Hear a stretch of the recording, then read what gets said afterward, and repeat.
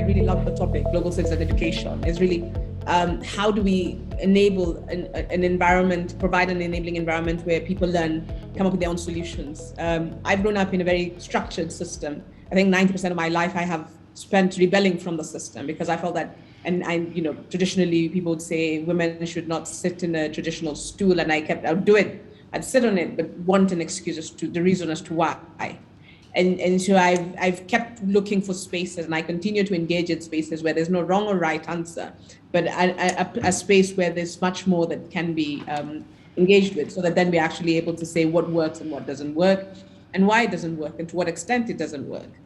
When I look at the climate crisis, and I think closer to you, I think last year it was in Edinburgh, the COP. And the focus was climate crisis, but in relation to energy. And everyone is looking for an angle where the climate crisis is being tackled either from one perspective or the other, whether it is planting trees. So a whole group and everyone starts to plant trees. Then there's this whole energy transition, but at the same time not realizing that as we transition, and you may most coming from the global north, you may see the need for transition because the aspects of energy, but most of the minerals come from the global south, so those become challenging, and everyone is sort of looking at this piecemeal. But when you really look at it, it's really important to then say it's not one transition, but it's a set of transitions. And the set of transitions is going to start from what is it that we're not doing right. And I know post-COVID, everybody talked about building back better. But sadly, what we're building back on is a foundation that's already skewed against, it is extractive, it is leaving people behind, it has left people behind. And so what you're building back better on is already a broken system. And so the angle around climate crisis is not, everyone talks about the climate change and addressing the climate change. But in my opinion, I think that we've got to be looking at the systemic change. What is it that we are looking at in terms of the ways of production?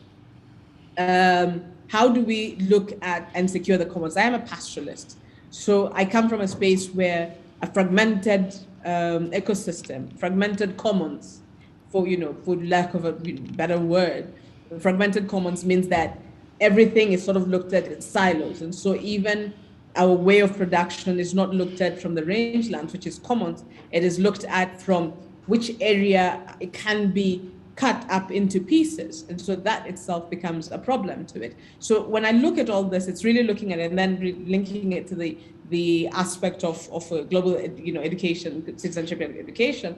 It's really looking at what is the sort of knowledge that we have that we've thrown out from our education system, from our way of learning, we have socialized ourselves to sort of look at. As listening to my sister, who's come from, perhaps stayed in Ireland longer, but then comes from a Nigerian background, and knowing Nigerian parents, they do not let you forget where you come from. No. So you constantly are looking at foods and things like that really are important for the ways that we produce. Yet the current modes of production is very monoculture. It is very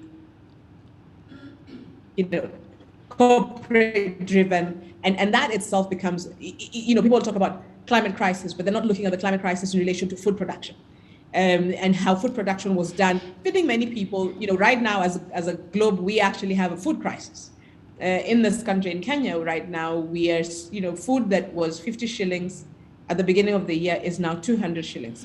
It's 150 shillings more, and you're finding people unable to feed themselves. So it becomes hard to think about, yes, we want to put kids in school, but then at the moment, the food production system is so broken that people have to depend on a very economic, angle, the budget reading and everything else, so that they can feed themselves. Yet, when I was growing up, at least there was some subsistence farming. So we could go to school, and even if the price of flour went up, there was some maize that was produced and was kept aside, seeds that were left, food that was always, the means of production was that you always left some behind as you sold. But because of the way things are now, it's not happening. So, and many of them are not producing the way they used to. So again, a gap in the production system. You're looking at the healthcare system, the access to healthcare, and I'm sure many people, Ireland may be different, but what many people saw was a very broken healthcare system when COVID happened. And so again, for us in Kenya, we had very good education system, very good health systems, but all that broke. And sadly, because of, and I think it's mostly the global South, to address a common problem was to privatize it. So instead of dealing with the public issue, we privatized it. So education, good education was privatized, healthcare was privatized, and all this, yet we can see the disproportionate impact of the climate crisis on health, and especially on women's health. And so for me, what I'm arguing is more and more as we look at how do we make sure that we are building an education system that is really around allowing people to think outside the box or think like there's no box. Look at traditional knowledge, bring in sort of innovations, and the innovations do not have to be technological, but really thinking around how are all these things interlinked? Because when we have a broken economic system, when you have a financial infrastructure that works against the everyday, everyday people, that dehumanizes people, then you're dealing with, a social system that's broken. You're dealing with an ecological system that's broken. You're dealing with an education system that's broken because everything is around who wins and, it's rush to the bottom or rush to the top, whichever way you're looking at it. But a really, really broken, fragmented system where then, and I liked what the moderator said, where you see people as human beings, where now everything stops being about a transaction, but really thinking around how do we collectively bring to the table. I think to deal with the climate crisis, we all have to look at this issue not as a global South issue.